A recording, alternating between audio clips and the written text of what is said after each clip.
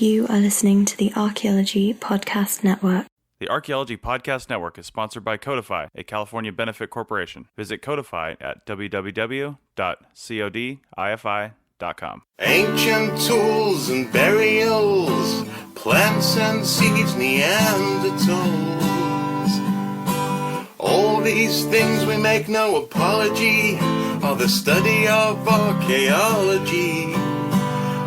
But we don't do dinosaurs, no we Welcome don't to the Archaeological Fantasies Podcast, episode 58, the Movie Night Edition.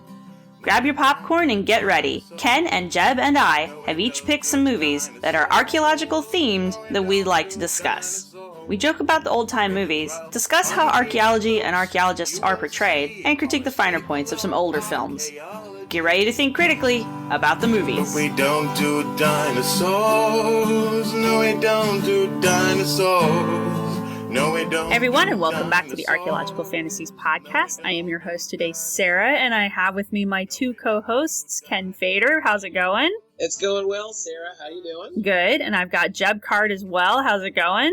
It's going all right, and just surviving the semester as possible. I have multiple interns now helping me work with our collection, which is kind of awesome. Oh, that's cool. Yeah, I started Excellent. teaching too, so I'm pretty excited myself. But my kids are like kids, not like adult kids.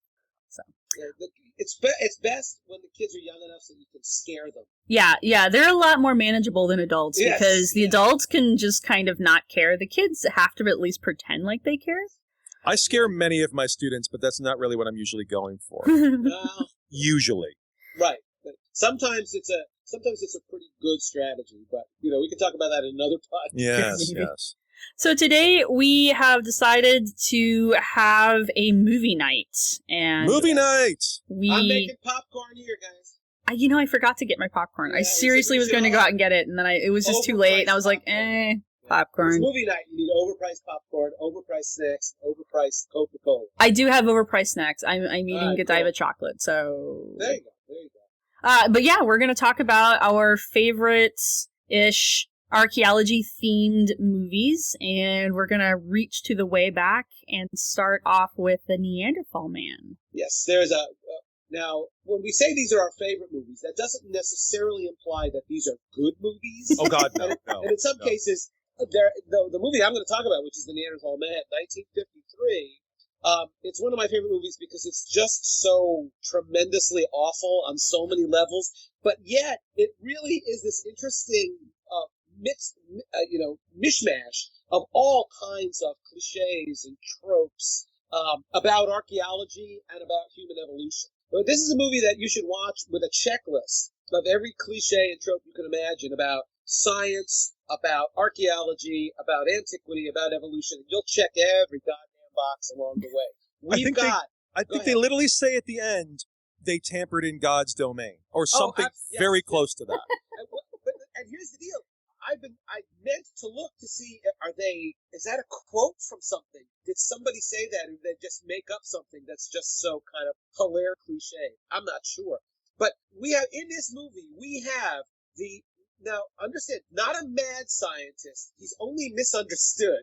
Actually, he's pretty pissed off. Like, he's mad the other way.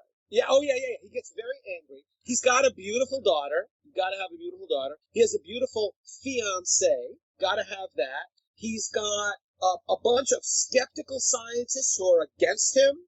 He's got a skeptical scientist who has an open mind, though, and is willing to listen to him. So, and you've got this whole notion of what we've lost in evolution. We gained a lot in terms of intelligence, but we've lost something as well. We've lost a primitiveness that actually is of value, a savagery that actually is of value. And his work as an anthropologist, or I'm not exactly sure what his title is to somehow try to recapture and reclaim the wildness that's inside not just humans, but inside of every current animal species.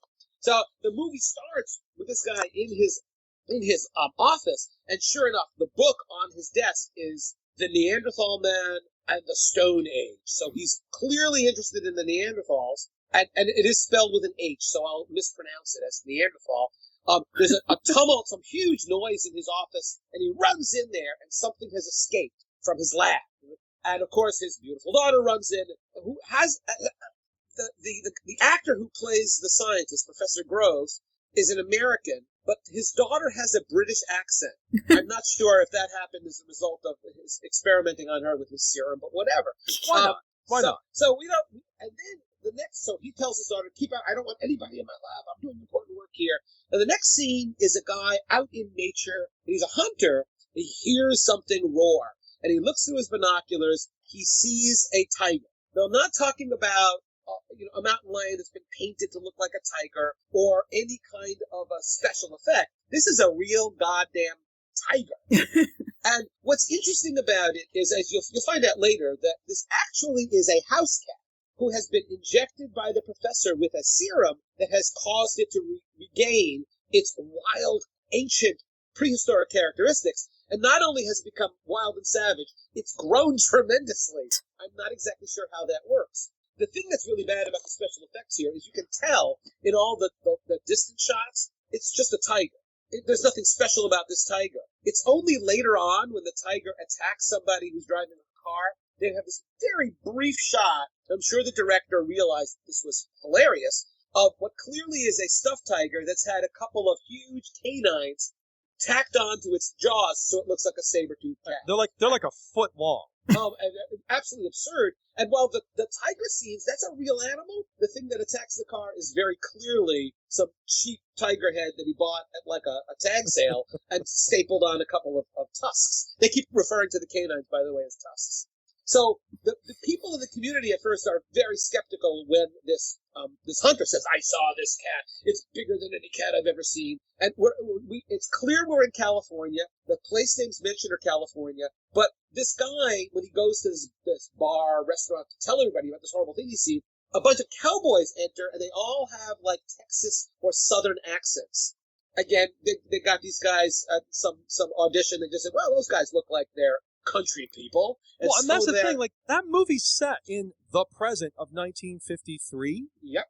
Everybody except for the scientists and their family looks like it's 1893. Oh, absolutely. The doctor, the game warden, they all have, and the way they speak, it's all like 100 years before. So, but anyway, so that's all going on. So people are talking about this rumor. So we got cryptozoology. We have a cryptozoological theme. People have seen this, but nobody believes them. Meanwhile, the professor is one of the next scenes, a really cool scene, is he's actually giving a lecture to a bunch of skeptical colleagues about his thesis that there are two things going on here. Number one is that every generation, every chronospecies, what an anthropologist would call it, every chronospecies possesses within it all of the genetic instructions for previous versions of that species. So that you and I possess within us a Neanderthal and all previous versions of hominids. So on the screen behind him, this slide, he has images of it's a chimpanzee, Piltdown man, Neanderthal man, and then modern man. And there's a little, it looks like a paper cutout of a brain. It's like construction paper. Yeah, construction paper. And the point he's making, by the way, this is a little bit subtle, but one of the things he says is that the brain of the Neanderthal is in fact larger than that of the modern human. And well, these guys are questioning him and sort of belittling his thesis that the Neanderthal, therefore, was smarter than us, and it would benefit humanity today to recapture what the Neanderthals had, both a larger brain and a more savage and primitive outlook, because that would be beneficial. Well, and these guys go ahead. Go ahead. And I was just going to say, and the scientists, or all these stuffy skeptics, they laugh at him. They reject what he's saying. And his response is, well, you're only saying that because you're a human and you have a puny brain. In other words, you're not as smart as a Neanderthal. Well, and that's actually, I mean, as he's goofy. He's a very goofy character, and it's a goofy scene, but it's actually slightly, sort of, almost informed against a lot of stereotypes that would have been seen at that time. Yeah, absolutely. That's kind of cool, actually. Neanderthals, on average, especially the later Neanderthals, have a larger cranial capacity than than most populations of anatomically modern Homo sapiens. Now, the configuration is all different. Sure. So we can argue about that. But nevertheless, yes, it's really interesting that the brain of the Neanderthal was larger, and they hooked into that, and this Professor Groves is making the point that maybe that means the Neanderthals were smarter. And also, and Jeb, you pointed this out, the presence of Piltdown Man in that slide is really interesting in 1953, isn't it? Yep, because that's the year that it is debunked. It is literally the same year. And, of course, these things took at least 4 or 5 minutes to make this movie, and they put a lot of care into it. 4 or 5 minutes. Well, they probably had to hire an artist to cut out those pieces of black paper to represent the brains. When we're calling it construction paper, we're not joking. No, it actually was construction paper. But was it debunked early in the year or late in the year? I'm not really sure if. You got to remember, when these guys are making it probably took them. And how much did they actually care? Yeah, it probably was about 6 weeks to make it. Yeah. At a very low budget. This is not like it's almost just more funny than anything else. It's not like they should have known better. It's more just like that's just intriguing. Like that's just kind of interesting. And if they'd been a year before, it wouldn't have been a problem. Right. We have to introduce. There's another skeptical scientist, but one with an open mind, who ends up having the hots for the professor's beautiful daughter. So the guy who saw the saber-toothed tiger goes to the university to show the professor of is a zoologist, I guess, the footprint. And this is again a really cryptozoological trope. They take a cat, they make a cast of the big cat's footprint and bring it to the scientist who denies. He says, "You guys made this. This is bullshit. This can't possibly be true." And I think that's Sarah. When he actually shows him a book, and there's obviously we don't see it as the viewer of the movie, we don't see it, but we see that he goes, "That's it, dead on," and clearly he's showing him an artist's conception of a saber-toothed tiger. Now, those were called saber-toothed tigers. We now know they're not related to tigers, and so they are now called saber-toothed cats. When this movie was made, saber-toothed tiger was kind of the standard name applied. These large felines in North America that became extinct tens of thousands of years ago, and they had these huge canine teeth. Examples of skulls are found in the La Brea tar pits in California, which again, the film was made in California, and I'm sure these guys were aware of that being the case at the La Brea tar pits. Anyway, but they convinced this skeptical scientist. So he's the scientist who is, however, he has an open mind. And he visits the town where the sightings are being made, and he goes about the whole process of trying to assess the veracity of these eyewitness reports. And here's the thing: he's supposed to be kind of, I suppose, sort of the hero. Yeah. Christ, what an asshole! Yeah, he is a giant asshole in this movie. Yeah. It's funny watching it. You look at him and you go, "Am I supposed to identify with this guy? Is this the guy who's going to save the day?" You just don't. I don't see that in him because of when Professor Groves, who is the angry scientist, not the mad scientist, when he's rejected by his colleagues and peers, and he has this big fight with them, he goes home and essentially has that moment that angry scientists and mad scientists always have, which is "I'll show those motherfuckers." And what does he do? He injects himself with the serum that he previously had injected this kitty cat with, who became a saber-toothed tiger. And then we see that stop-action scene where he transforms into a Neanderthal. He is the hairiest, stinking Neanderthal you have ever seen in your life. And also, they do real close-ups of his hands, because apparently Neanderthals had very, very long fingernails. Yeah, this is basically like the werewolf. Yeah, it looked a lot like the old Wolfman, only the prosthetics afterwards were not nearly as nice. Now this is a weird thing. I only saw the Lon Chaney Jr., like the original Wolfman, I think last year for the first time. I had never seen it. That transformation scene is not in that movie. That's only in later Wolfman sequels. Huh. I mean, everybody kind of puts them together. You don't see him do that, the whole all of that. At the very end, they do a little of it, but they largely just do it with cutaways in the absolute original movie. By the time this is made, 13 some years later, it's a cliche. Right. Oh, yeah, absolutely. And it is he ends up looking ridiculous, but it's cool to watch the transformation because technically, by some measures, it's really pretty well done. It's just that the makeup at the end is absolutely horrible. And he wears clothes. He doesn't change his clothes. Well, right. Which, absolutely. And then he goes prowling the countryside. And of course, as a primitive, wild Neanderthal, he's got two things on his mind. One is killing, and the other is grabbing women. Yeah. This is well, it's not terribly subtle in the movie, but it's wickedly unsubtle in the posters that the posters that they made for the movie. Oh, yeah. Where literally it says this wild beast would not be prevented from getting the woman he lusted for. And it's the posters have every cliche of the woman being ravished, where you're not sure if maybe it's what she ultimately wanted, a Neanderthal to ravish her. They're pretty disgusting. But I was gonna say there's so much creep factor there that's I don't even know if we can address that. But this is a cliche in Hollywood movies of the time that wild and primitive men, and you know that there's a racial undercurrent here, where again it's the same kind of thing is suggested about black men, that they are wild and primitive and extremely sexual, and that white women are terrified of them but also intrigued.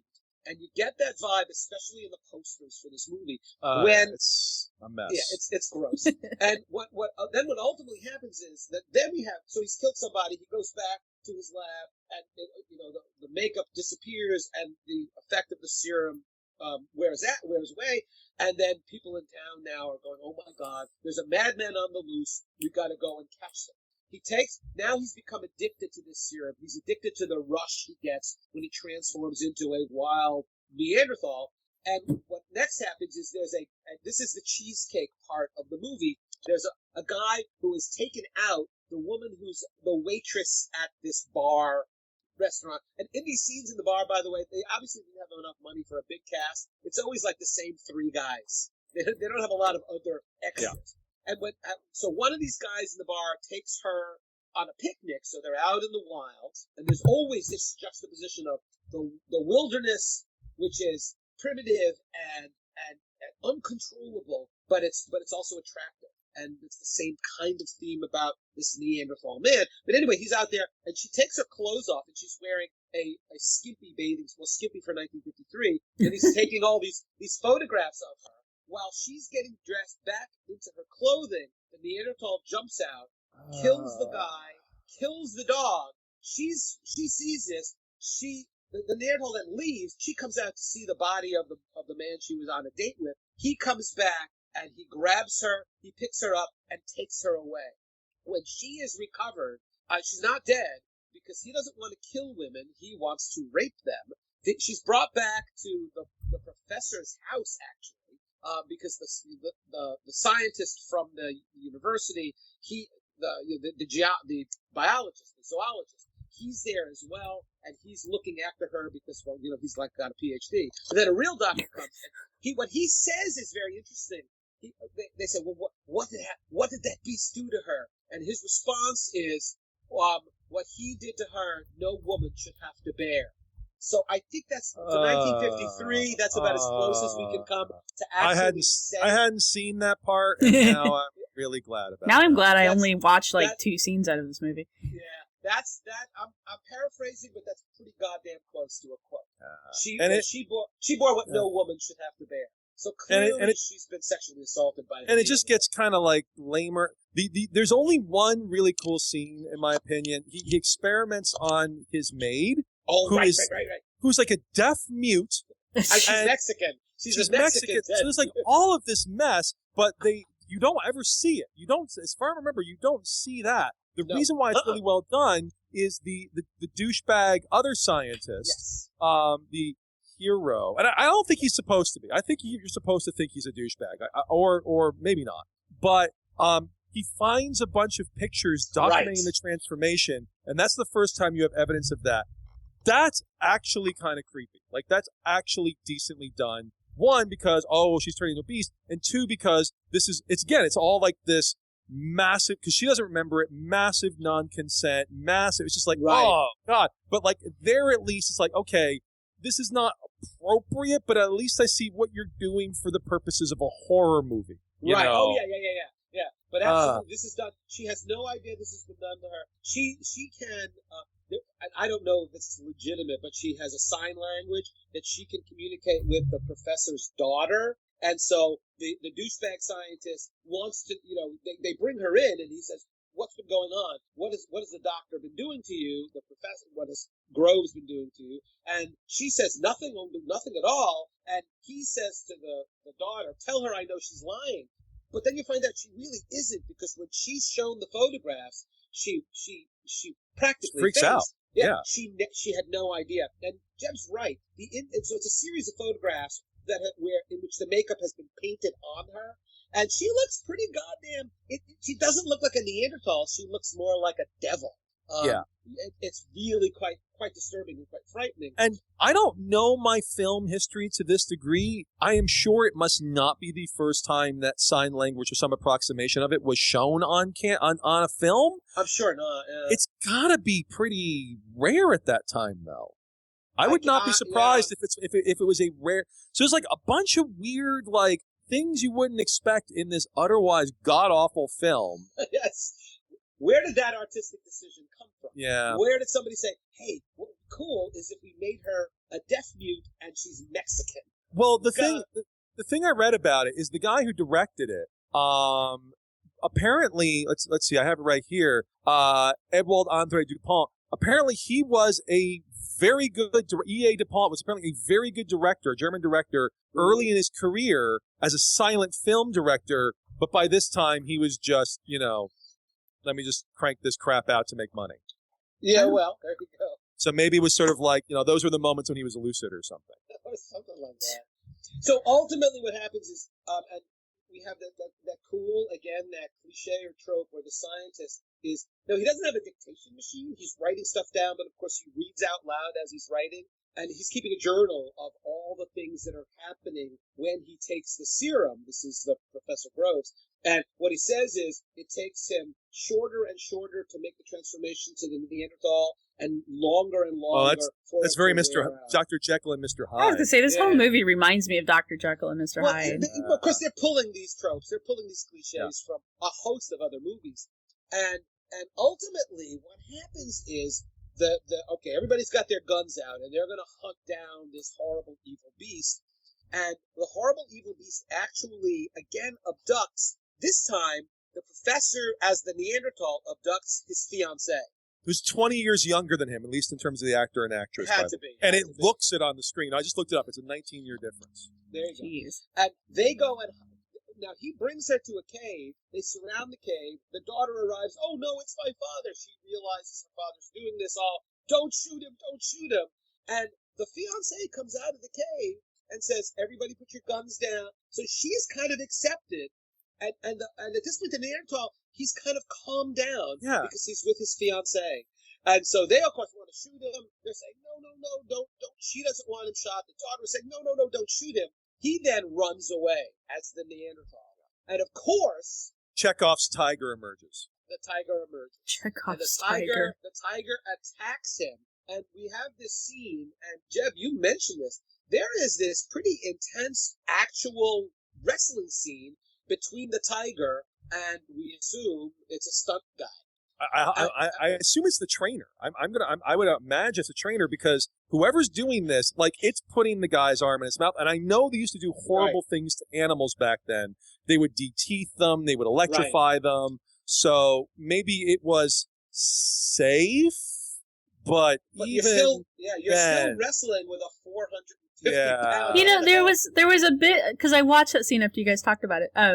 There was a little bit there during the wrestling scene where they cut away to look at the four guys with their shotguns, and they cut back to the tiger devouring scene. And the guy who is wrestling with the tiger actually at one point puts his arms completely around the tiger.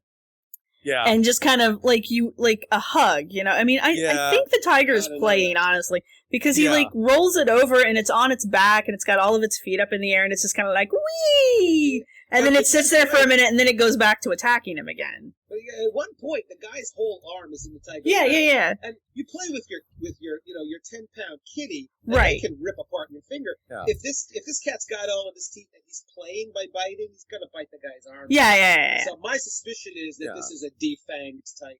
Yeah, No, but I don't think the have that tiger's being Siegfried and mean. Roy vibe at points. Right. They clearly know each other, but we all know that ended very, very badly. Yeah, and of course, earlier on, when the guy who's with his girlfriend and taking her pictures, and the Neanderthal jumps out and kills him, there's also a dog there, and the Neanderthal kills the dog. And at one point, the dog and the guy in the Neanderthal outfit are wrestling, and you're supposed to believe that the dog is trying to kill the Neanderthal, and the Neanderthal's trying to kill the dog. The dog's tail is wagging wildly. The dog is having the time of its life, thinking, "Oh boy, I'm playing, I'm wrestling." They needed to do something. They needed to tie the goddamn dog's tail down or something, because the dog clearly is not afraid and not angry. He's having fun. But anyhow, the tiger attacks the Neanderthal and wounds him grievously. They shoot the tiger. And again, before the tiger was shot, this is a regular-sized little kitty, and now it's... Oh, the thing that we didn't mention is the reason the tiger is the tiger at that point is because the other scientist, the guy that Jeff really doesn't like, he shoots up the kitty to experiment to see what happens. Just what the hell happens? Why not? This can't go horribly fucking wrong. And how does he know what dose to give it? How does he know? It's crazy. But what happens again? And I think they reused some of the scenes to save some money of the lab in ruins, because in fact the kitty becomes a tiger, jumps out of the window. So we're supposed to kind of forget that there's a wild saber-toothed tiger wandering the wilderness. Like I said, Chekhov's tiger. And, yeah, absolutely. And he grievously wounds the Neanderthal man. The tiger is shot and killed, and the Neanderthal is brought back to his home. And everybody is crying and so sad. And as he lay dying, the serum wears off. So by the time he's dead, he is now a regular human being. And that's when, very, very clearly, the theme, the essence of the movie is spoken by one of the characters around the bed, and I can't remember who it is, who basically says that he explored things that are better left unexplored. That there are things in science that we should not investigate because of the horrible consequences that can result. And now, then, to be fair, I got that on my student evaluations last semester. So, all right, we have to go to break. Sure. And when we come back, we're going to talk about another movie that we enjoyed this week. And this one I think I actually like, and we'll talk about that. A better movie than the Neanderthal. If you're a facilities manager at a warehouse and your HVAC system goes down, it can turn up the heat, literally. But don't sweat it, Grainger has you covered. Grainger offers over 1 million industrial-grade products for all your operations, including warehouse HVAC maintenance. And even better, they offer access to experts and fast delivery, so you and your warehouse can both keep your cool. Call 1-800-GRAINGER, click Grainger.com, or just stop by. Grainger, for the ones who get it done. Hey everyone, and we are back, and we are still enjoying our movie night. And Ken, you want to wrap up real quick? Just one real quick thing, and I'm speaking to anybody out there who listens to the podcast of a certain age. I'm 64. And especially if you grew up in the New York area, because you come over from school every day and you would watch reruns of Superman on one of the local stations. This is the George Reeves Superman. And as I was watching the Neanderthal Man, and there's Professor Groves, and he's got a mustache, and his hair is all slicked back, and I'm saying, I recognize that actor, Robert Shane. Who the hell is that?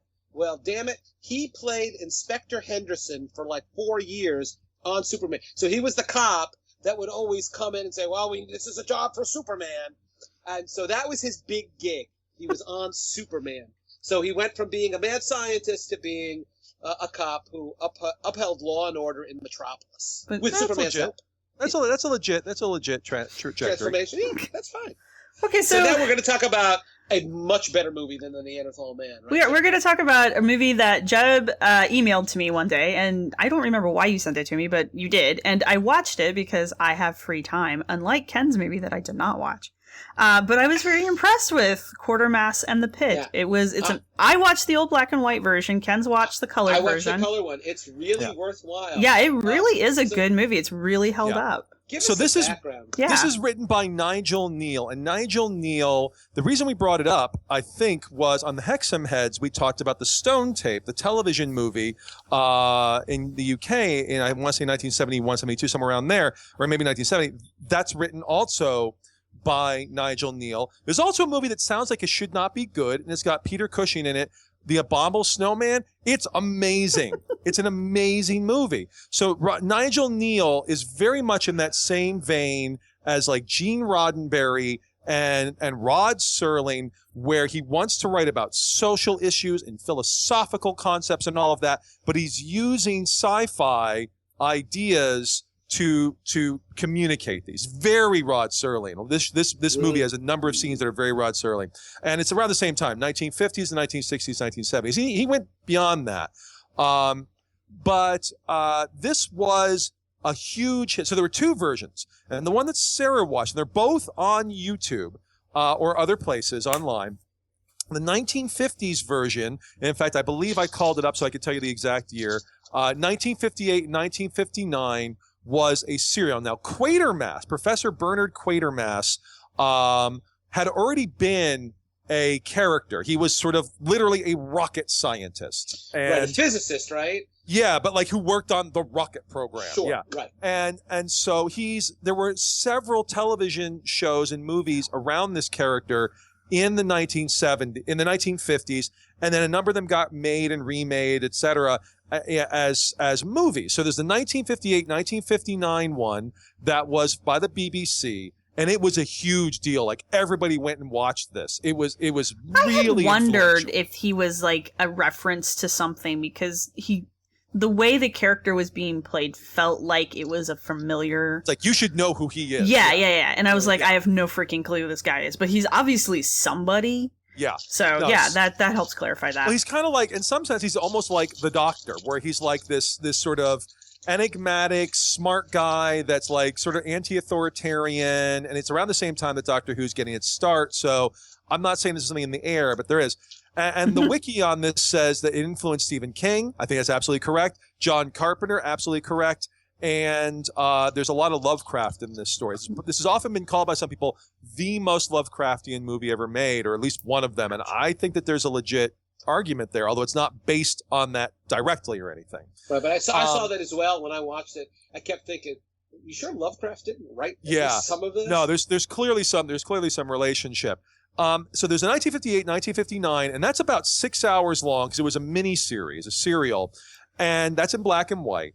And then they remade it in, I believe, 1967. Yes, 1967, Hammer Films, which was a horror studio that made a lot of famous movies at this time, gave a lot of work to like Christopher Lee and Peter Cushing and these other folks. And it's 2 hours, or about 2 hours. It's a typical feature-length movie. Right. It's in color. It's not the same actors. It's pretty much the same story. They remove a few characters. They compress a few scenes, but I could talk about either and really not have to make any significant difference between them. They're pretty much exactly the same, and they're both very good. Because it's all about the story. I mean, you could do this poorly, but neither did. So it's set in the present, either the 1950s or 1960s, in Hobbs Lane or Hobbs End, where there is an underground, a tube station being worked on, and there are archaeologists down there after a skull is found by construction workers. And the archaeologists go down, and it's not super realistic, but it's not ridiculous. Like there's more running around, there's more this and that, but I mean, they're trying to make it be at least somewhat realistic. And they start to find amazing hominin fossils. And they have very large brains, and they are ape men, and they're weird looking, almost like gremlin looking. And they start to find them, and this is astonishing. And the construction workers are really annoyed to some degree, but whatever. Until they find something made of metal, and a very unusual metal. And this is London. And this is, in the initial one, 10 years after the Blitz, Right, or 15 years after the Blitz. So they immediately freak out because, unexploded bombs from World War I, never mind World War II, continue to be found and kill people in Europe today. So the bomb squad's called in. And at this point, we've also got the background of our rocket scientist, Dr. Quatermass. And he's friends with the archaeologist, Rhodey, as well as, or Roni, excuse me. And as well, he is the nemesis of Colonel Breen. Because Quatermass is in charge of the rocket program. They're going to go into space, but Breen, the military man, is going to take it over. There's some very heavy-handed, but good, like, don't militarize space. Can we have one clean place that's clean of war, that's clean of brutality? They start digging, and this all gets involved. Breen gets involved. And I don't want to, recap the whole thing, but they basically start digging, and Quatermass is sniffing around, and almost as a favor to his friend, the archaeologist. And then he's an American in the TV version. He's British in the other one. But they also start noticing that people are being very weirded out. And if there's a history in this location of poltergeist activity and hauntings and other strange stuff, and people don't want to be here. And so you start off what seems like an archaeology movie, but then it becomes a science fiction in sort of your space element. But then they start digging into ancient, medieval records of hauntings and folklore. This is sometimes talked about in sort of the folk horror mini-genre of British film, of whenever the ground would be disturbed, strange demonic things would happen. So all of this starts to get wrapped together, and I guess we'll spoil it, I guess? Is that what we're good? Okay. It's an old enough movie now. I don't think people can be like, spoiler alert. Yeah. And it's a big influence on stuff later, like the X-Files and whatnot, where you have this blend. In other words, it is basically, I still think that arguably, for all of his faults, Lovecraft's The Call of Cthulhu is the best Ancient Aliens story. This is the best Ancient Aliens movie. Because the metal cylinder is actually a spaceship from Mars. And there are bug-like creatures that the archaeologists find within, and they find the hominins are inside the cylinder, and they have been modified. And it turns out that the Martians knew that their world was doomed. And there's a bunch of other, weirdness going on. Did they definitively say they're from Mars? Because I don't remember that in the TV show. So what they do is they put on the psychic helmet thing. That's right. But I don't remember them saying they were from Mars in the TV shows. They may hint at it in the TV show. They're very explicit about it in the movie. Okay. Yeah, they're very clear about that. And in fact, there's even this discussion between, I think it's Quatermass and the military guy, about how the military's plan is to militarize Mars. They're going to go up there. Oh, I don't remember that being in the black and white. So maybe that's something that was just for the movie. No, I have a question there, Jeb. Sure. So early on, Roni says these things are 5 million years old. He's talking about the fossils. Yes. Where did that come from? And then ultimately, if you go on IMDb.com, you won't find it under Quatermass in the Pit. You'll find it under 5 million years from Earth. 5 million years to Earth. That's the American name they gave to the Hammer version when it was released here, and that was pretty common back then. That just seemed like that would sell better because Quatermass had no name recognition in the United States. So where did the 5 million years? Roni clearly says these are 5 million years old. I suspect, if I remember right, this may be in the longer version. It may have been a combo of what they looked like. If you found something today, like the Homo naledi in the Rising Star Cave, they don't know how old it is yet, but they're it may be around the time of this based on what it's like, and that's of course still be. I also think they may be suggested geologically, and that's a little sketchy. I remember them saying. I remember them talking about stratigraphy. Yeah, because that's why they freaked out about the. That's why the archaeologist down there, yeah. Yeah, the archaeologist was like, no, it can't be a bomb because it's in the same strata as the skulls, and we know the skulls are this old, therefore that thing has to have been in the dirt that long. Yeah, and there's this great moment where Quatermass hears this. He's like, Roni, where'd you find the skulls? Oh, inside the cylinder. And then he starts freaking out because he's realizing something very strange is going on. So they basically figure out that these ancient aliens knew that their world was doomed. It's this classic old idea that Mars was alive but was going to die. Mm-hmm. And they start to colonize Earth. And the cool thing is, and they say this in both versions, this was an accident, not the colonization. The fact that they found this is one of the failures. The rest of the successes are us. Mm-hmm. That in essence, we embody the culture and idea and sort of racial whatever of these Martians. And as what they start to see is as you kind of get deeper into the brain, back to our primeval nature, there's sort of the psychic abilities we have. We're a hive mind, and that hive mind is genocidal and violent and kills anything not like itself. Mm-hmm. So all of our kind of primeval, and these little Martians look like the devil. Yeah. There's shades of the famous book Childhood's End, which is around the same time, by Arthur C. Clarke, that, you know, these aliens look like the devil and they become our memory. So it's like all the ancient things are real, but they're science fiction and they're memories of things that are sort of science-y that we see in the supernatural. Even things like Poltergeist. This is just like Stone Tape. I mean, it's all together. And if you watch his Abominable Snowman movie, there's a lot of this in there, but with a different sort of angle. So eventually, all bloody hell breaks loose because the military doesn't listen and they decide to mess with this thing. And not even because they believe them, just like, oh, for God's sakes, get rid of it. And it gets a power source and humanity starts to revert. And the wild hunt, they actually tie it into the folklore of the wild hunt. This idea that you would have like these sort of spectral figures or devilish figures riding through the sky. Like, the ghost riders in the sky is kind of like the wild hunt. And here it's a genocidal wild hunt. So there's that one's actually really important because with the wild hunt, one of the reasons why you never wanted to see or be seen by the wild hunt is because they would snatch you up and make you crazy. Yeah. And it depends on what culture group you're coming out of, but sometimes you either didn't come back, or when you did come back, you would be stark raving mad. So that's why, I don't know if they did that in the movie, but in the black and white version, everybody started going nuts. Yeah. And they're like, it's the wild hunt, because like that's what it was. Everyone was going crazy. He exclaims at one point, it's the wild hunt. Yeah. And yeah.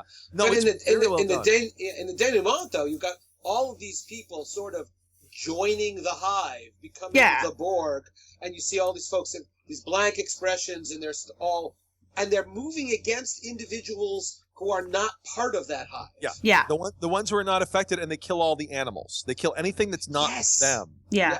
And it's creepy as hell. It's apocalyptic at the end. They actually borrow some of that. There's a not very good movie in the 1980s called Life Force, which involves like naked vampires and whatnot.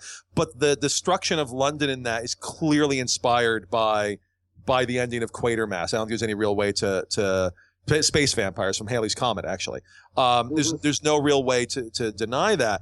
So the core movie message, and it's said about halfway through, is that we're basically the product of hyper-intelligent insects from outer space, that we're brutish, we're awful, and that's our primeval nature, and everything on top is kind of a veneer, and learning this doesn't make it better.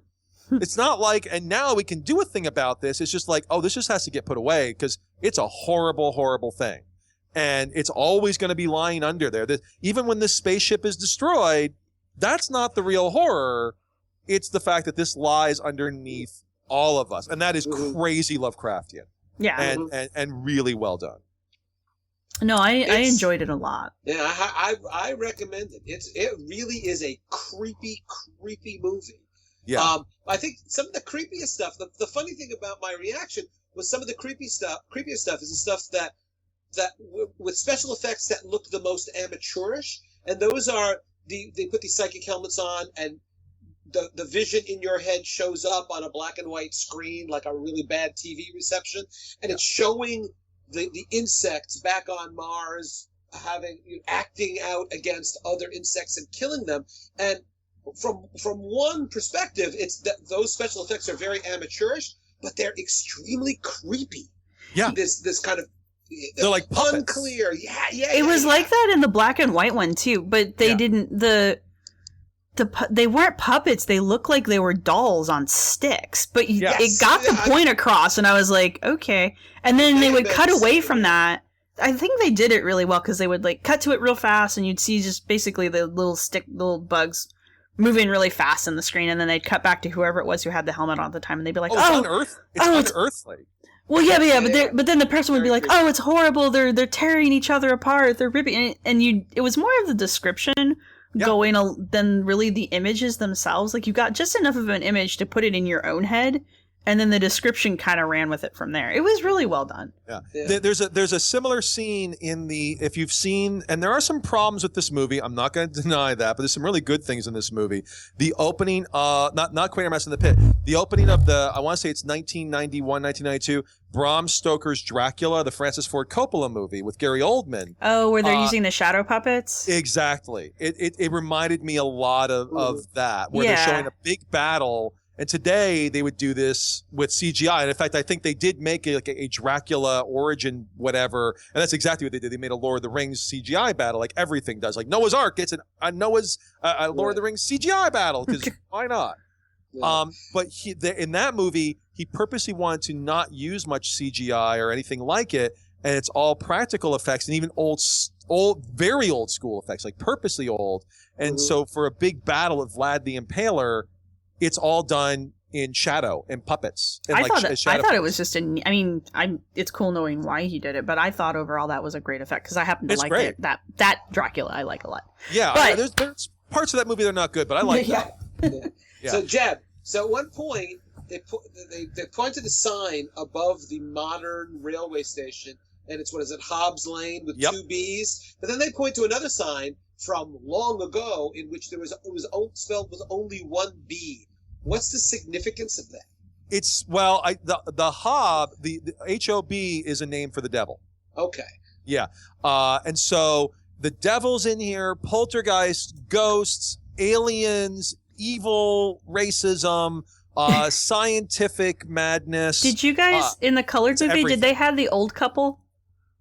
The old couple that got their tea leaves read? That they were like the old. They're not in the movie. Oh my god, they were adorable in the. Remind me what they did. They didn't. They were the main informants as to all of the weird stuff that had occurred on Hobbs Lane prior. But they were. It was just this. The old man, he didn't really do anything. He was like gone senile. But the older woman, she was just like this eccentric old lady who talked for him. Like you could tell they'd been married a while, and like he obviously health declined and all that. But yeah, she was the one that would eventually she talked to Quartermaster after they investigated her home, and she was the one that told them all about all of the weird things that had happened back before the last war, or back during the last war, and the rebuilding of the area. That's another creepy part. In the 1967 version, it's 20 some years after the war, so it's a bombed out building or something, but it's basically an old cop who's like, he remembers, he's like, I don't like this. He freaks out. But in that one, you very much get the feeling that 10 years after the war, I remember Britain, immediately after World War II, was deeply economically damaged. I mean, there were food rationing, all these problems, and it took a long while for any economics to even remotely come back. And the fact that this is all happening in this almost semi-deserted neighborhood of basically an urban ruin from the war, and these are sort of like the hangers-on, only makes it even creepier. Yeah, because I think and disturbing. When they were evacuating in the black and white anyway, when they were evacuating the area because they thought it was a bomb. I think those two were like the only two that were really there that had to be evacuated, and the police had to go get them and make them leave. Yeah, they cut a lot of that from the color one. I think it just didn't make sense for the kind of movie they were doing, and also I think by 1967 that probably wasn't going to resonate with as many people as in 1958. Like only 13 years after the war versus. Right. Well, and I'm sure they needed to save time because like if you put all of the if you put all those episodes together, I think the runtime hits around 4 to 5 hours. Yeah, it's a long one. Yeah. But no, it's a fantastic movie. It's got archaeology, and I think the thing, and you've heard me bang on about this, folks, in a number of previous episodes. I am a big suggester that one of the reasons that people treat archaeology the way that it often gets treated in ways we're talking about this show is that they see it to be about mythic origins and why things work in the world the way they work, and that is exactly what this movie is about. I agree with you, and I think that they handled the archaeology fairly realistically as much as they could. Yeah, that's pretty cool. But the scene that we're talking about, where they go across the street from the station, and there's the bombed out building, the abandoned building, and it's in the color movie. It's a cop who brings them in there.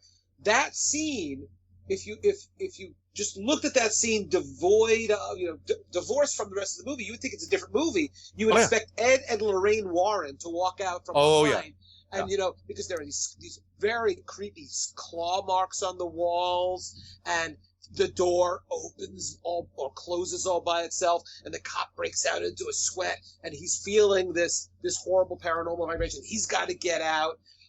It is interesting in how so many of these tropes are brought together in one movie. We're going to go to break, but you all have heard me in the past talk about, like, demons, aliens, kind of all the same thing. There's a reason I like this movie. Yeah, this movie was good. All right, well, let's go to break real quick, and when we come back, we will move into the modern era.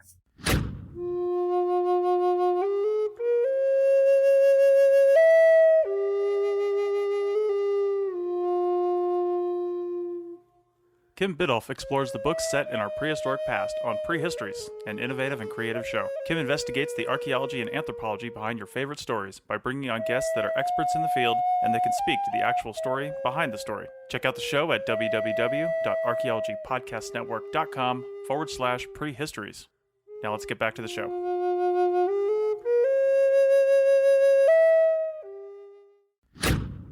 And we are back, and we have moved into the modern era, and by modern I mean like the last, 20, 30 years? I would say last 15, 20 years at the most. My lifetime? About 20 years.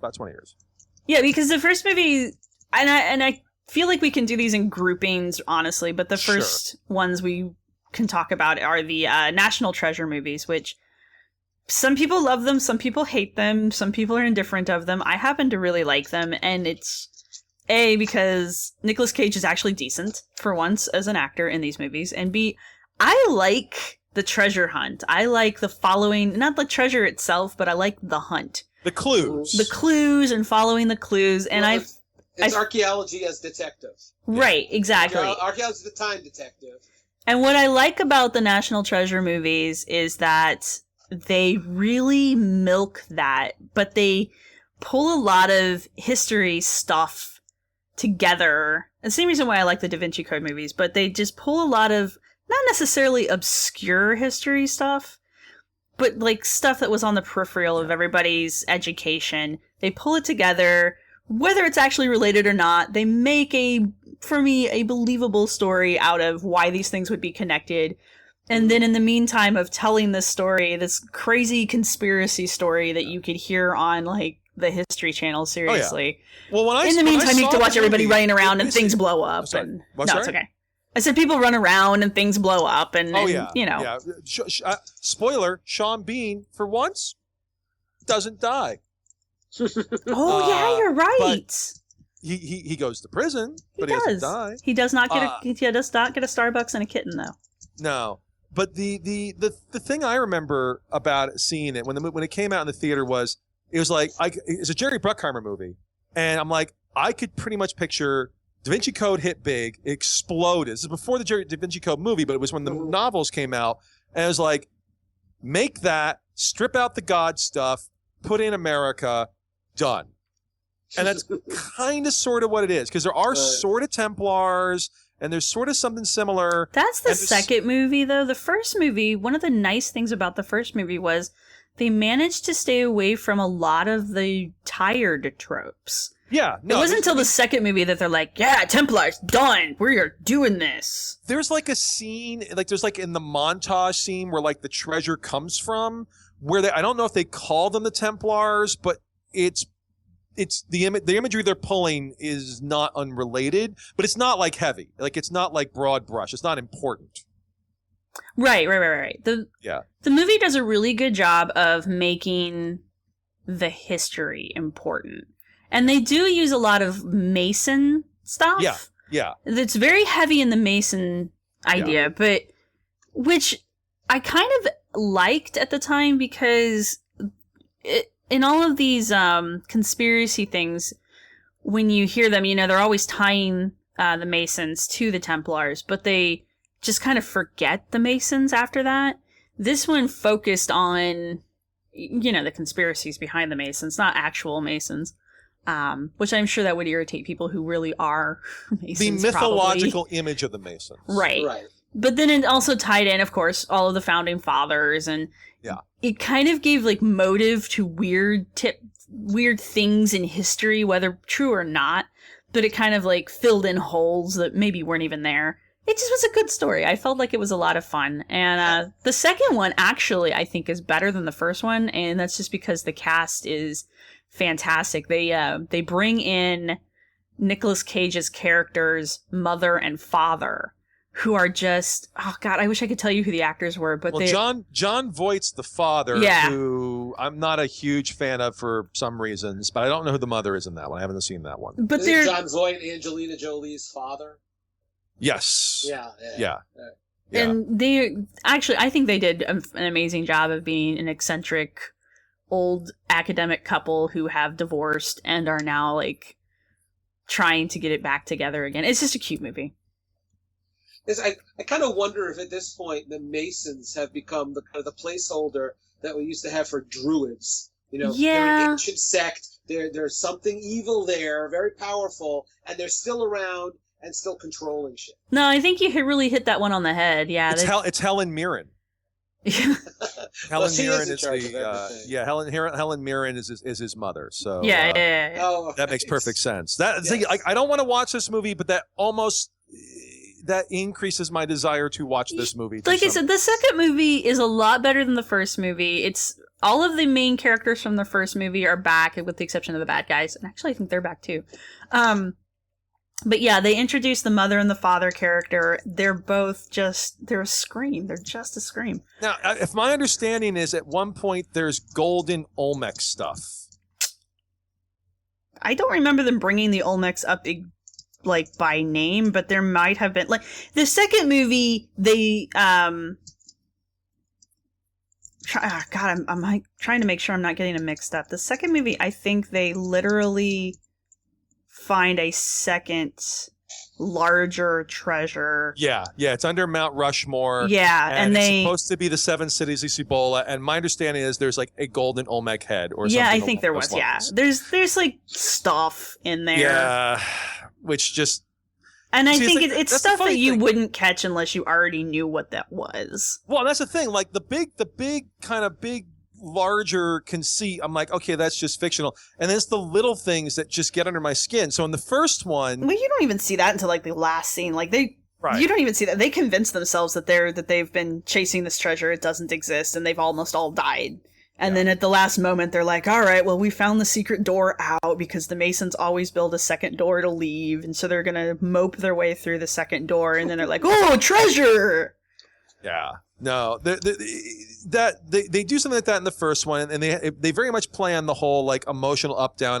And he is an obsessive, but he's not wrong, which I can appreciate. But, in the first one, the thing that bothers the hell out of me, they're in Philadelphia, and there's this whole idea that Benjamin Franklin has built a building so that at a certain time of day, there's a shadow. And I did a fair amount of archaeoastronomy in grad school. I'm like, that'll work 2 days a year.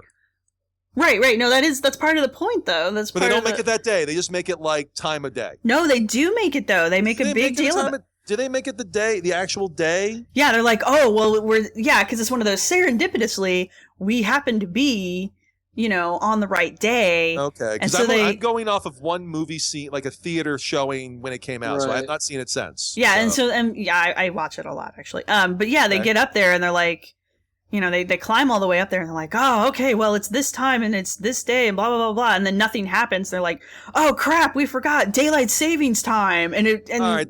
That makes me feel a little bad. Yeah, they're like, oh, we got to factor in daylight savings time, and then they were at the wrong building and something else, and anyway, and of course, like they had just enough time to make it to the next location before the sun moved, and I was just like, whatever.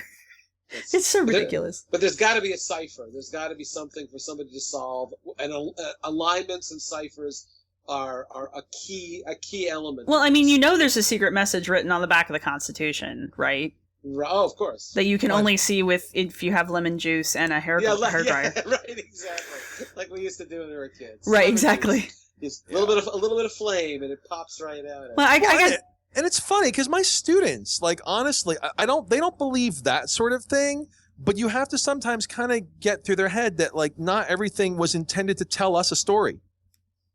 Like, the things of the past are not left to tell us a thing. They're left because somebody did something for their own reasons 1,000 years ago. No, it's all connected, Jeb. Yeah. It's all connected, and only archaeologists can see the connections. Right. Well, that's the other thing. I will admit, Nicolas Cage is fine in the movie, but his character just knows things. Like, he doesn't work things out that much. He's just like, there it is. And his sidekick character, like, gets so annoyed. I know. that he just knows things. And I'm like, I kind of understand, although I've been accused of, like, acting weird like that from time to time myself. But yeah, it's an interesting, there are some weird decisions that are not necessarily bad decisions, but weird ones that are made in those movies that you don't see in other ones. Yeah, and that's why you really appreciate the scene where the sidekick, like, finally knows something that the rest of them don't know. And I think it was the daylight savings time thing. And they're like, what is it? And he's like, oh, wait, is this what it's like to be you? Yes. And, like, refuses to tell them for a few minutes. But that's such a common trope where somebody figures something out and they have to be at a particular place at a particular time. Oh, yeah. But then nothing happens, and then somebody has to remember. But wait a minute. Right. Well, it's like the bomb always stops at 1. Yeah. Right. Yes. It's the same kind of thing. Yeah, but you have to flip the headpiece of the staff of Ra and take back 1 Kadam for the god whose this ark is. Right, exactly. So, yeah. Right. So, and then it works out perfect. But the National Treasure movies also tie in nicely to my other favorite set of movies because I'm just a glutton for these types of movies, and that's the Da Vinci Codes. I think there's 3 movies now. Yeah, I've only seen the first one, and I just thought it was so unremittingly stupid. I don't remember very much of it. It just I will have to take y'all's word on this. I have not seen these. I can see why people don't rush out and see it. Yeah, I can see why people don't like them. I honestly watched the first one because of Tom Hanks, and I will give anything Tom Hanks is in at least a serious glance because I like him as an actor. Yeah, he's a great actor. He's an excellent actor. I watched it for Audrey Tautou. So the woman who played Amelie in the French movie. Oh yeah, she was good too. Yeah, everybody was good. I mean, the movie wasn't bad. I don't feel like the movie was bad, but I like B movies, and it certainly wasn't bad because of the acting, because of the cast. It had a decent cast. Everybody did a good job with their parts. Everybody looked suitably scared. Right. When shit was going down. Right. So. Well, and it's interesting because, like, I like the Dan Brown books, not because I believe in, like, the blood of Christ or any of that stuff. It's fun to read. I enjoy it as a story.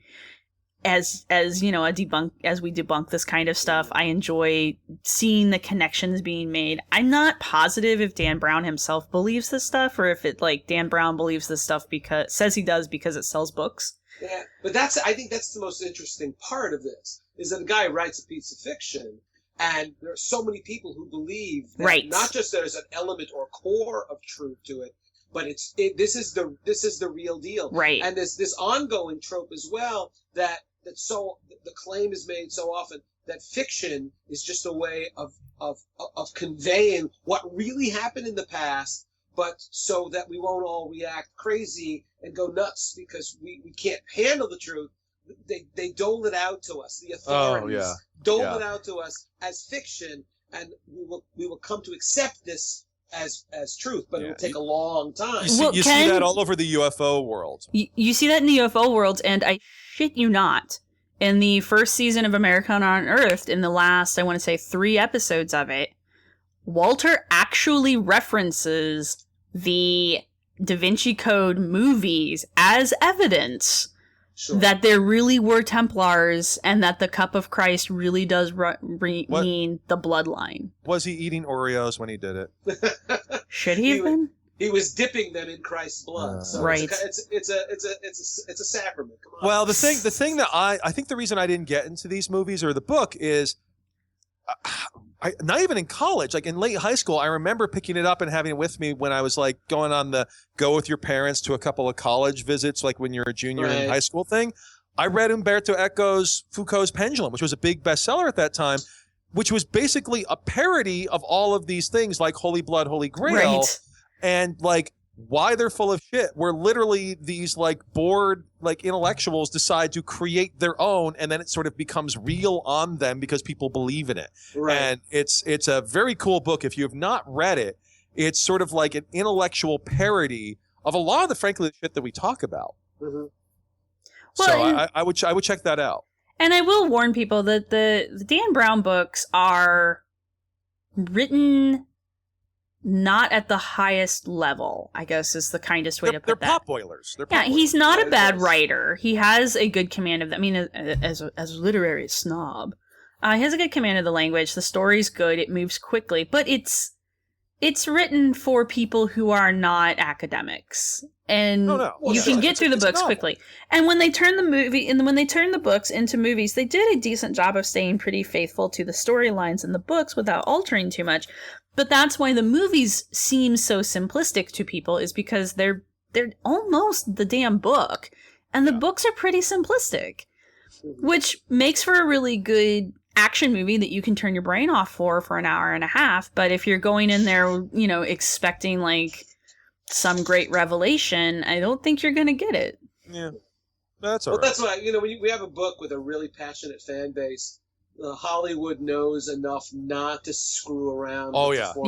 Yeah. I mean, the same with Harry Potter's the same way. And that was part of that wave. Oh, but they screwed Harry Potter up so bad. But anyway, we'll leave that. But that was part of that wave where, like, I remember movies got adapted, or books got adapted, but that was around the same time as the Harry Potter one and Lord of the Rings, where it was like all of a sudden movie studios, knowing that they could do this thing with sort of existing IP, were like, we need to play on a massive existing fan base. And that movie was very clearly intended to do that. Mm-hmm. Well, and they've made a very successful franchise off of it. And I like the Da Vinci Code movies for the same reason that I like the National Treasure movies, all two of them, because they pull these seemingly random things about history that most people will not be aware of. They weave them into a cohesive story that can be followed as long as you don't think too hard about it. And in the meantime, while you're watching Genius Boy figure everything out, things blow up, people are running places, and people get shot at. So it's got enough, for me, it had enough, like, adventure to balance out with the slow moments where they're showing actual history. Whether they're telling you all of the facts or not, they are using actual history to tell these stories in both movie sets. Apophenia, the movie. Yeah, so, like, they're kind of helping you. They're helping you see what they want you to see, but at the same time, they're pulling actual events from history to help tell the story. So yeah, that's what I like about them. And then, do you guys want to talk about The Mummy? Why not? So I'm talking about the most recent mummies. Ken, do you want to hit on the old mummy? Was there any archaeology? Well, yeah, here's the deal. As the old fart here, I will say I've seen two of there have been three of the new Mummy movies with Brendan Fraser. Right? Yeah, but you really don't need to watch any of them past the first one. Yeah. But, okay, that's fine. But I wasn't there when it was in release. But as a kid growing up watching old horror movies, the three that I loved were the original Frankenstein, Dracula, and The Mummy, and Boris Karloff was the Mummy. And I just I cannot watch that movie without being totally creeped out. And maybe partially it's because it's black and white and it's really noir. It's really dark, very dark. And the music is very creepy. Well, it's very impressionist. It's very in the dream sequences, it's purposely, clearly intending to be German impressionist. Yeah. And there's so much where there's absolute silence. Yeah. And and there's no attempt at irony. There's no attempt at humor or lightening the atmosphere. It's just freaking dark. Oh yeah, it's dark. It's scary as shit. And Brendan Fraser, he's great. I liked him as George of the Jungle. And these movies, these movies, they're great. It's almost though that the new technologies, the CGI, and all this stuff detracts from it. It's too real. I don't want the mummy to be real. I want it to be dark. I want to not be able to make out everything in that image because I'm going to be scared like shit when it actually becomes clear to me. And I don't get that in the new movies. Well, the original mummy, like, it's a lot more archaeological. So they make a point of showing his name written in his sarcophagus. Yeah. It's more or less correct, hieroglyphically speaking. Yeah. And they there's like two shots. The one in the prop in the like practical scene is close, and then they close in on another one. It's closer, and there's several other places where clearly it was, and we've talked about this a tiny bit. It was written by a number of people. One of the people who wrote it was John Balderstone. He was an amateur Egyptologist. He was the one who also wrote The Bride of Frankenstein, which is why she's got Nefertiti's hair. All right. Yeah. And or that was hat as a hair. But yeah, and there's a number of things in there that are very clearly written by somebody familiar with Egyptology at the time. The new Mummy movie, they make a point of attempting to use Egyptian language, and they got a specialist in on that. But other than that, it's much farther away from archaeology than the 1932 one, which I think is kind of a statement on the sort of public image of archaeology then and now. Well, it is and it kind of isn't, because it's not showing modern archaeology, but I think it definitely captured the feel of that adventurer archaeologist thing that was going on in the Victorian era, where anybody could go over to Egypt and just start looking for crap. Yeah. And sell it back. In the original, it starts that way, and by like 10 years later in the movie, they're actually like, you can't do that anymore. Like they actually address the change in like Egyptian politics. In the new movie, I mean, I'm going to be honest, like the Brendan Fraser character, he's kind of a gender swapped Lara Croft. Like he's running around with like dual pistols and it's Brendan Fraser. What's your point? Yeah, well, I'm just saying, but it's not a bad thing. But like, it's sort of like if you took it. I mean, Lara Croft is if you take Indiana Jones and you put it through a photocopier, and the Mummy is kind of if you then take those two, mash them together, and put them through a photocopier again. And it's not bad. I like that first movie. Movie, I will say. I don't feel like the first Brendan Fraser Mummy movie was really trying to recreate the old Boris Karloff Mummy movie. The plot is almost the same. Right, but I don't feel like they were trying to stay honest to it, though. No, I feel like they were like, we're going to do this, we're going to do it our way. Yeah. Atmospherically, 180 degrees different atmospherically. Plot-wise, it's almost identical. The thing that movie rises and falls on, though, and it's funny because the original Mummy movie very much rises and falls to some degree on Boris Karloff. It helped make him a star. I mean, he was already a star, but it helped him make more of one. Mm-hmm. That one, there's a number of cool things in it, like the new one. The 1999 one. There's cool narration. There's cool stuff, but honestly, the dude, Arnold Vosloo, he's basically a character actor now. Who plays Imhotep? He plays Imhotep, is amazing because everybody else in that movie's kind of got, and it's also, I think it's Rachel Weisz's first big movie. Like she's become super famous now, but back then it was like, who is that? Everybody else in that movie is playing it a little cheeky, a little funny. Right. Yeah. And he's like, this is dead fucking serious. I'm going to bring back the love of my life no matter what the universe says, and I will kill anybody in my way. And that makes that movie actually really good. Yeah, no, I really like him a lot. And honestly, the reason I watched the third movie was because they kind of were bringing him back. The second one. He's in the second one. Oh, yeah, that's right. He's in the second one because, he fights The Rock. But anyway, we're not going to talk about that. That's a whole God, they jumped the shark, man, big time. Anyway, the first movie, I really appreciated the adventure feel that they were capturing. I'm not going to lie, I kind of like the fact that the main archaeologist, quote-unquote, character was female, and she was like, I'm smarter than all of you, wah!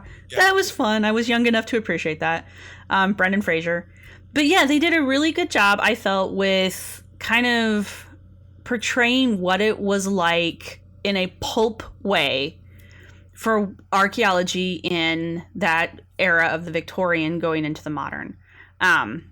they tried really freaking hard to do that again in the third movie, and I know you guys have not watched the third movie. No, I've seen it. I really appreciated that they were trying because, it was the 1920s.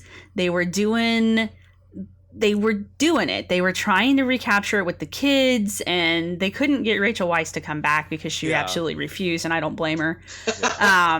No, there are some cool things. The second one was just bad. Terrible. This is bad. And there's a part with like zombie pygmies, and I remember we used to own Diablo 2, the video game. I'm like, holy shit, they just ripped that off from Diablo 2. That literally is from that game. But the third one, they go to China, they do Shenxi Huangdi. There's actually some cool decisions in there, but for whatever reason, it has Michelle Yeoh in it. Yeah, it's just ponderous. Like, it's just not good. It's not. It's like no matter what, they tried to pull the winning formula together that they had from the first movie.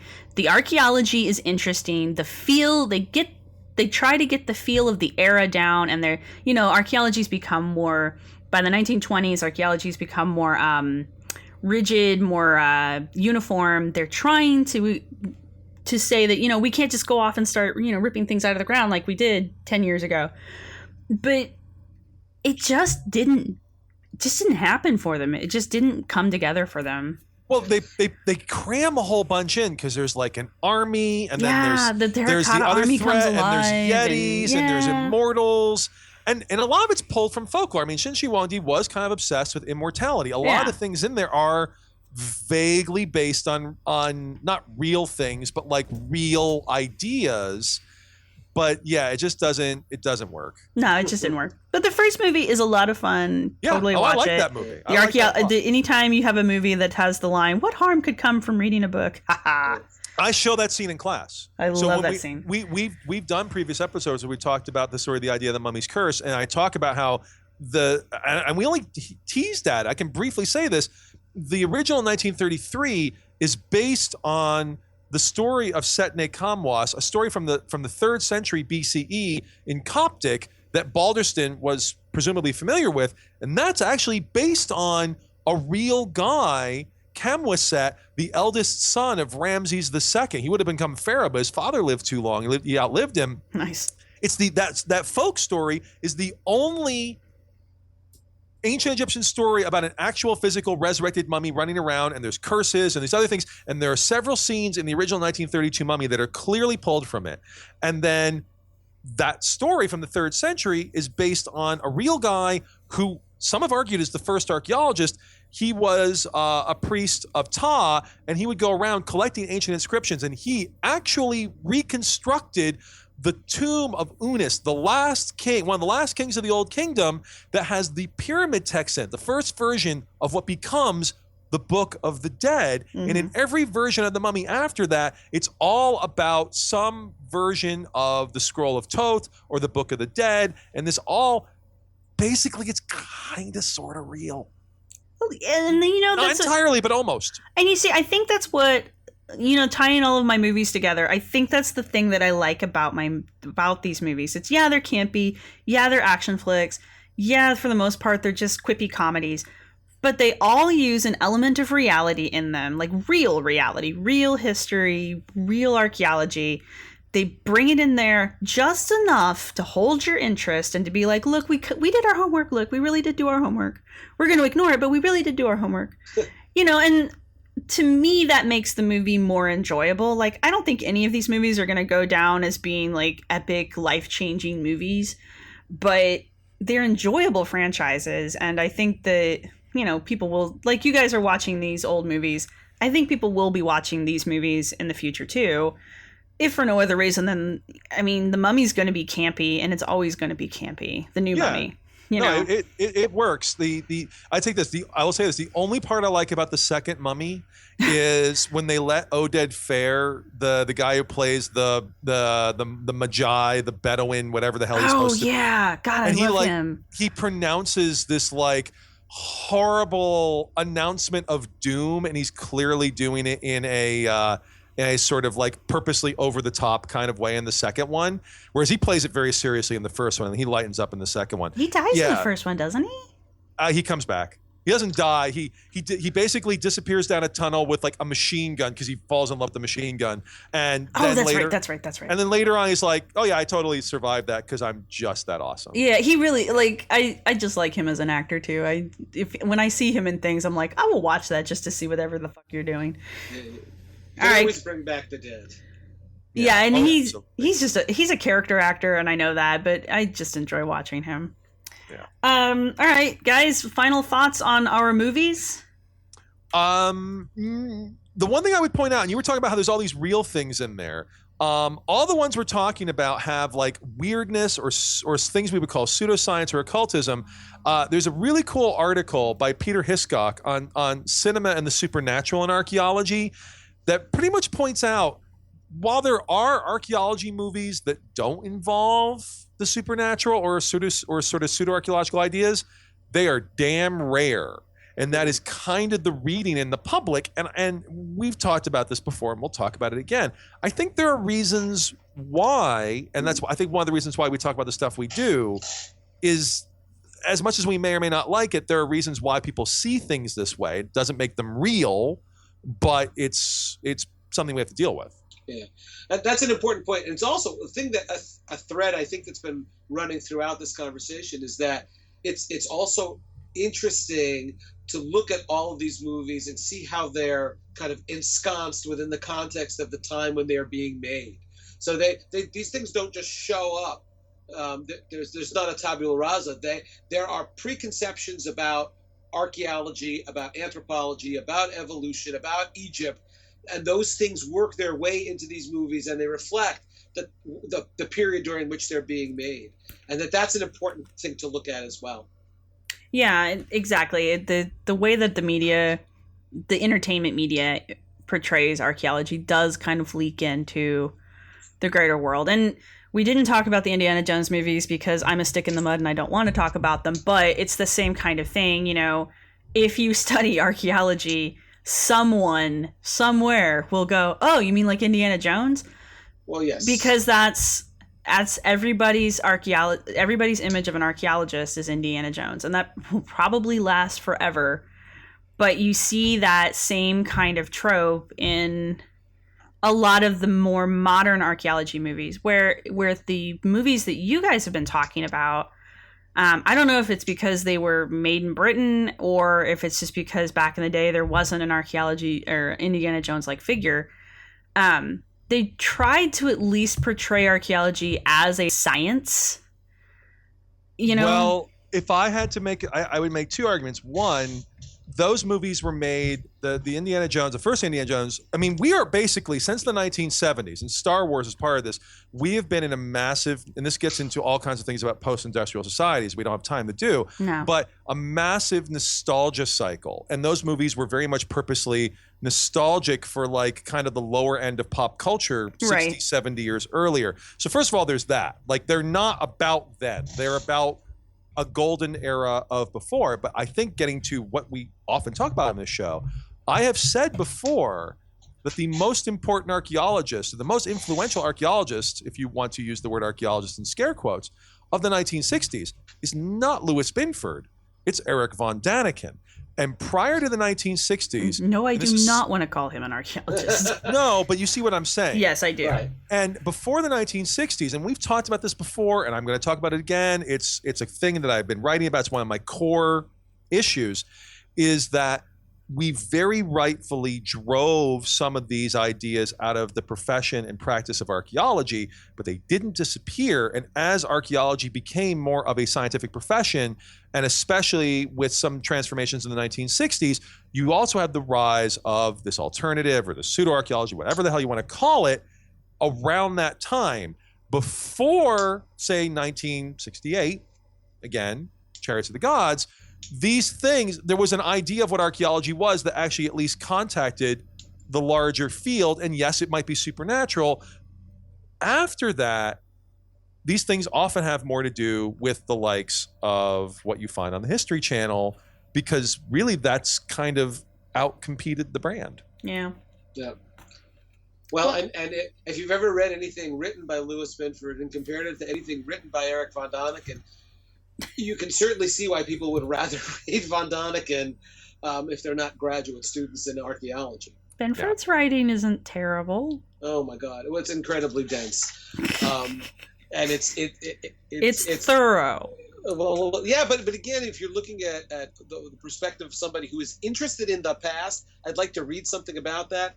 You don't hand them Louis Benford, and that's not. I give him Dietz's book and Small Things Remembered. Well, exactly. No, the patented Eric von Däniken method. Every other sentence, stick a question mark. Could it be? You mean like Fox News? Sorry. Is it possible that that's replete with those kinds of questions, probing, and that's what scientists are supposed to do, right? Yeah, and also ancient aliens. And with that, Yes. With that, gentlemen, thank you very much for joining me. This is tons of fun. This was talking about movies. Maybe we'll do another one. We could do another one. There's also the possibility of TV in the future, so we shall see. Absolutely. All right, guys. Thank you very much, and I will talk to you later. All right. Good night. Raise your trials as one will call. No, we don't do dinosaurs. Thanks for listening. We hope you've enjoyed what you've heard. Subscribe to us on iTunes, Stitcher, or wherever you listen to your podcasts. Remember to rate and like us wherever you listen. Be sure to comment on this episode and share us with your friends. You can contact us with your questions, comments, or angry email at archifantasies@gmail.com or leave a comment on the show page. Show notes and downloads can be found at www.archaeologypodcastnetwork.com/archifantasies. You can also follow the blog at archifantasies.com and follow us on Twitter at archifantasies. Music was provided by Archaeosuit Productions. This show is part of the Archaeology Podcast Network and is produced by Chris Webster and Tristan Boyle. Thanks again for listening. No, we don't do dinosaurs. No, we don't do dinosaurs. We don't do dinosaurs. This show is produced by Chris Webster and Tristan Boyle, and edited by Chris Sims.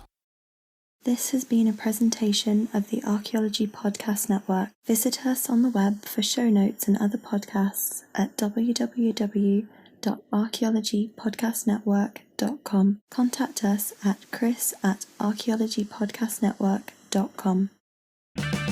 Save on O'Reilly Brake Parts Cleaner. Get 2 cans of O'Reilly Brake Parts Cleaner for just $8. Valid in-store only at O'Reilly Auto Parts. O'Reilly Auto Parts. At your job, do you ever have to deal with a nose roller? How about a snub pulley? Well, if you're installing a new conveyor belt system, dealing with the different components can sound like you're speaking a foreign language. Luckily, you've got a team ready to help.